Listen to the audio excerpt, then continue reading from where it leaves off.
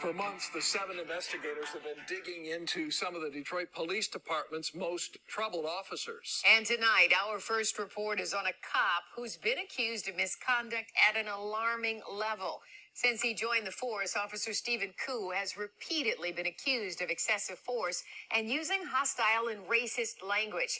He's also accused of harassing people of color who say their biggest crime was being in the wrong place at the wrong time. 7 investigator Ross Jones joins us now with what he's learned. It's a story you'll see only here on 7. Being myself an African American, I don't put much stock into the police force anymore. There was a time when Jay Brown dreamt of becoming a Detroit cop, but that changed the day he came face to face with one. I started opening my door to step out of my vehicle, and that's when the cop car came blazing up on me. In broad daylight in September of 2015, Brown was pulling up to a rental property he helped manage near Fenkel and Greenfield when he says Officer Stephen Koo pulled up to him. He told me not to move, asked me where the drugs are there drugs in my vehicle, are there drugs in the house that I'm approaching, what am I doing here? And I said, no, sir, I do not know what's going on, I'm just here to check on some rental property. Nearly the whole time, he said Koo's gun was trained on his chest. Still holding a gun on you after 3 minutes, 4 minutes, and asking you, pleading with you, can you please lower your weapon? He said Koo used profanity and was demeaning, that he searched his vehicle but found no drugs or stolen weapons, and before Koo left, according to the complaint, he wrote him a ticket for not wearing a seatbelt, and then said this. He just said, he's just another stupid Do you have any doubt at all that he used the N-word? I have no doubt in my mind that he used the N-word.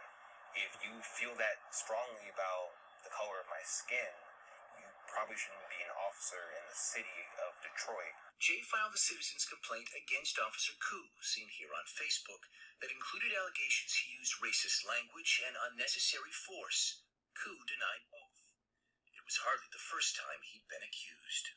The average uniformed officer in Detroit has received just over 8 citizen complaints, according to DPD data. Some go their entire career without receiving one. But Stephen Koo, in his 12 years on the force, has received 85. We could not find any officer who's amassed that many that quickly. And for Koo, virtually every complaint against him where race is listed is lodged by a person of color.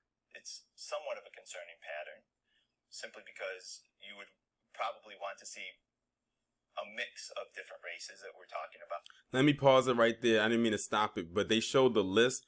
I don't like that people of color terminology, and they showed the list. Every last person, whether it was a man or a woman, no matter what the age, said black next to it.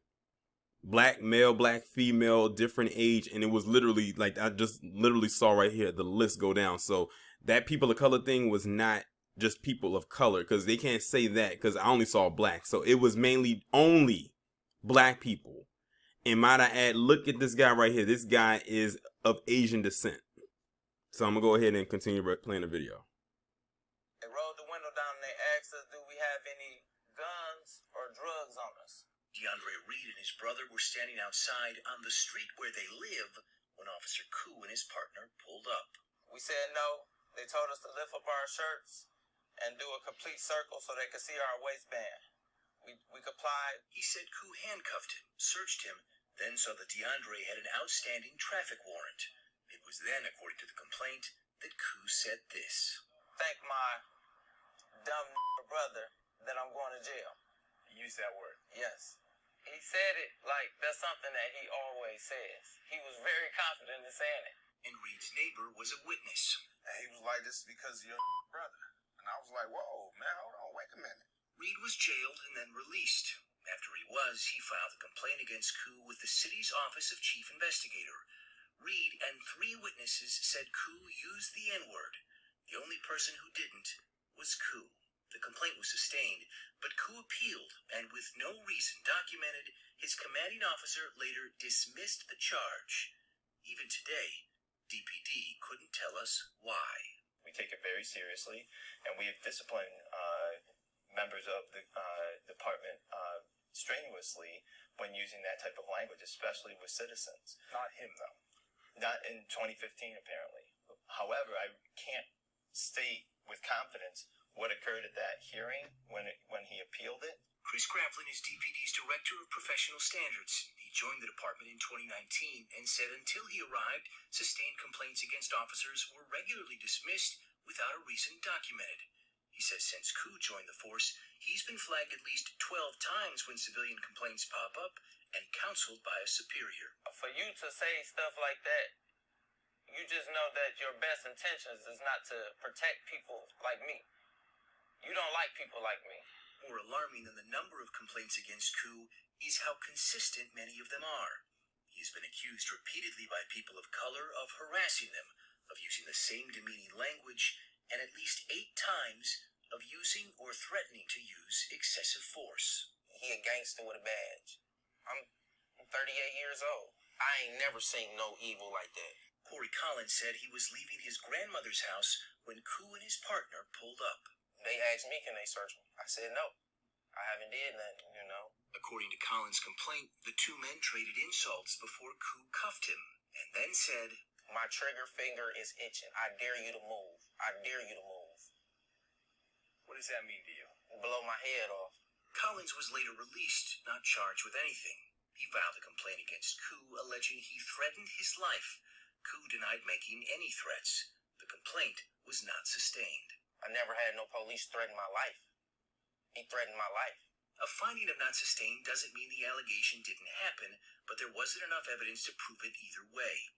It's the most common outcome for citizen complaints, and it's the same outcome Jay Brown received when he said Koo called him the N-word and used excessive force.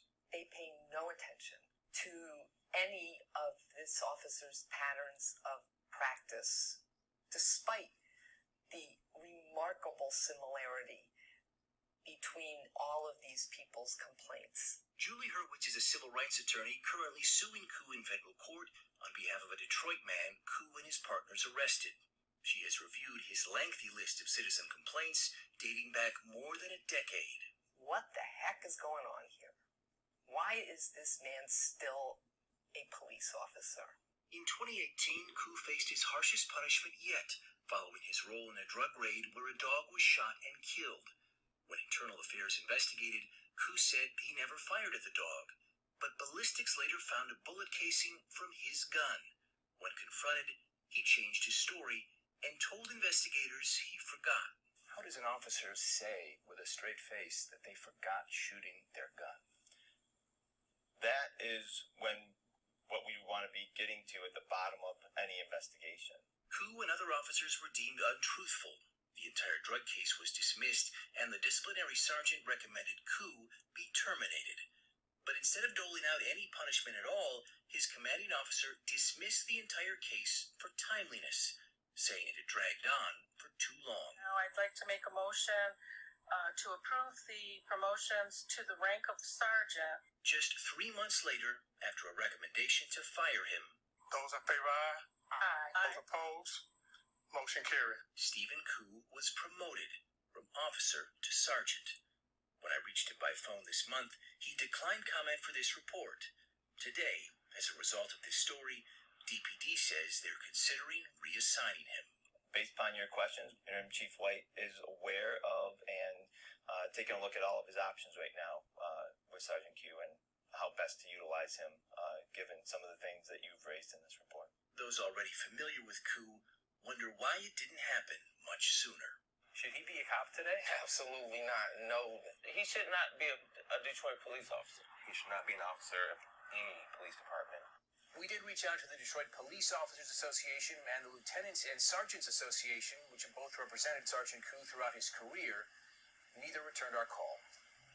I'm Ross Jones, 7 Action News. Thank you so much, Ross. Now, since posting this story on WXYZ.com this morning, we have received a response from Interim Police Chief James White. It reads, the Detroit Police Department is deeply troubled and disappointed by the perceived pattern of conduct and behavior shown by Sergeant Koo. I've immediately launched a full investigation, removed him from patrol, and placed him on administrative duty. I will personally review each complaint against Sergeant Koo, as well as review the previous actions of the command team members who dismissed the disturbing allegations.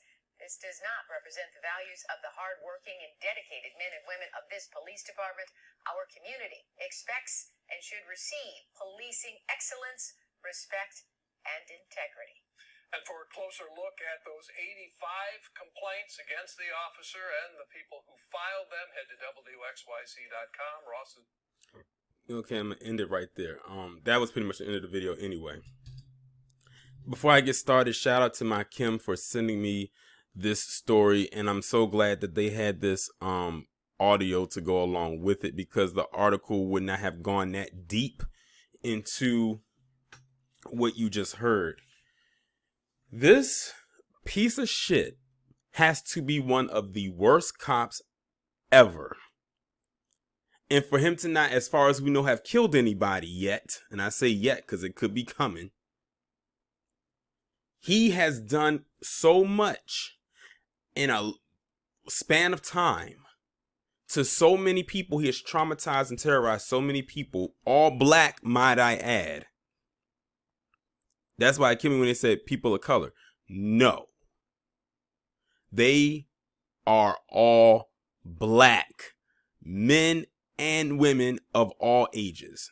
The people that you heard from was only 3 that wanted to come forward and be interviewed. Out of the laundry list, 85. 80 goddamn 5 complaints against this motherfucker. And they did nothing to him. No punishment. None. Every time there was a complaint, they dismissed it. So much of nothing, in fact, that they actually did do something for him a couple years ago, and that was give him a goddamn promotion. So he didn't get fired. He literally got a promotion. He didn't get transferred. He got a promotion to sergeant, which means an increase in pay and more of a status. You cannot tell me they did not know what the hell was going on. That department should be under fire right now, because they knew who this guy is, or who he is. I can't say was, who he is, and they still allow him to continue to work there and terrorize the people of Detroit however he chose. And let's point out the obvious. This guy is of Asian descent. You can see it all in his face.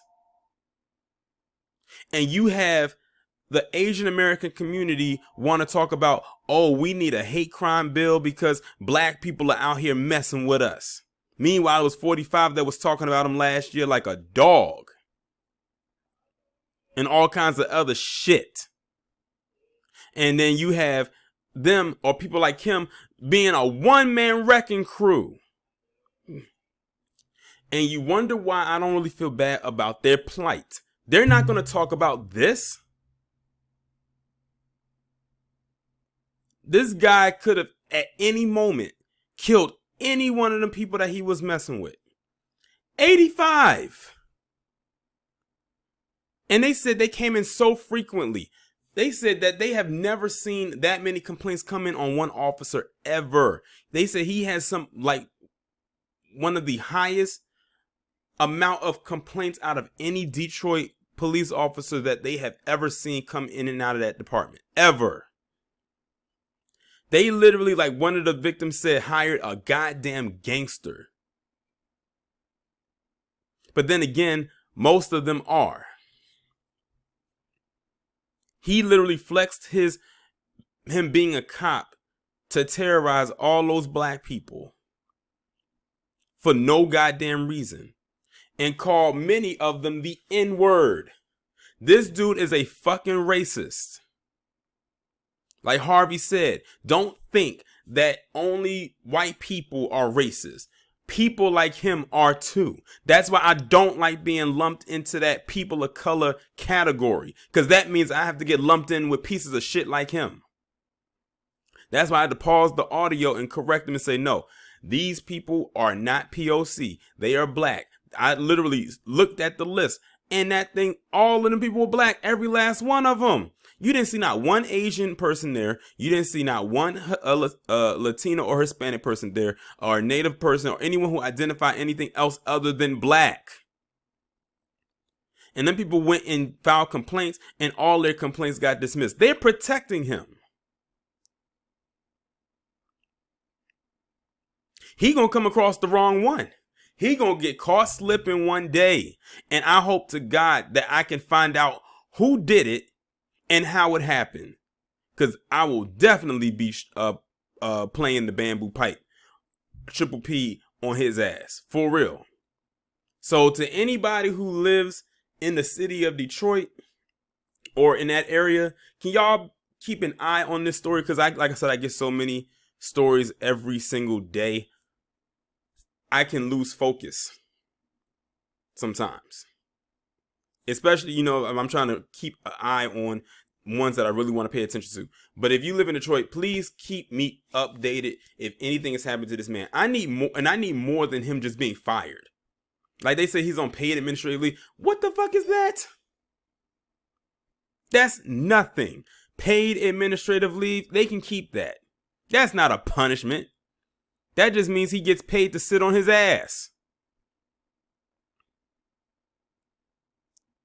But y'all let me know what y'all think about this down in the comments.